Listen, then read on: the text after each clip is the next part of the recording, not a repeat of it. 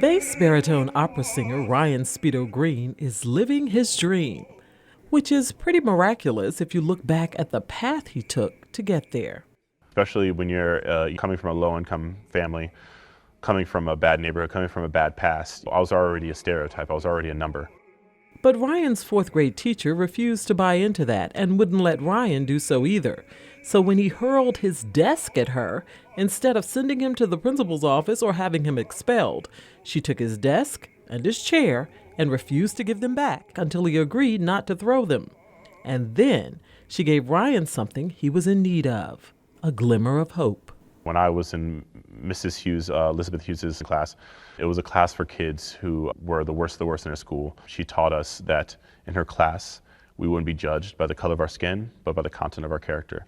And we were taught this every day, and it became a safe home for us to not only learn how to be kids in a normal school environment, but also to feel safe from the things that were going on at home. He was doing well, but once he was no longer in the class and no longer feeling safe, the anger and violence crept back in.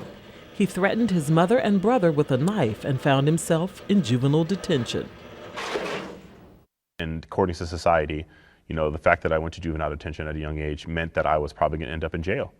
And I was already destined to fail, according to society and statistics. While locked up, he had time to think and remember the things he'd learned in that fourth grade class. That he was worthy of love, worthy of change, and could change and be a better person. Months later, when he was released, he was ready to do just that. He got involved in lots of school activities, including chorus. And when it was time for high school, he auditioned for the governor's school and got in.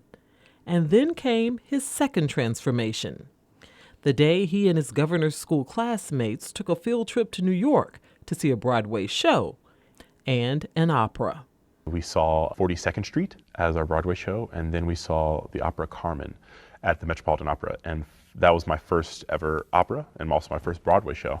And when I sat in the theater, thinking, to me at the time, opera was this big white Viking lady with Viking helmet breaking windows, or it was something that would never someone like me could do.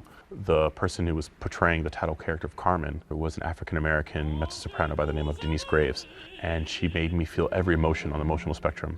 And not only was Carmen like the perfect opera for a person who's never seen opera to experience, but what made it so much more compelling was that the person on stage looked like me.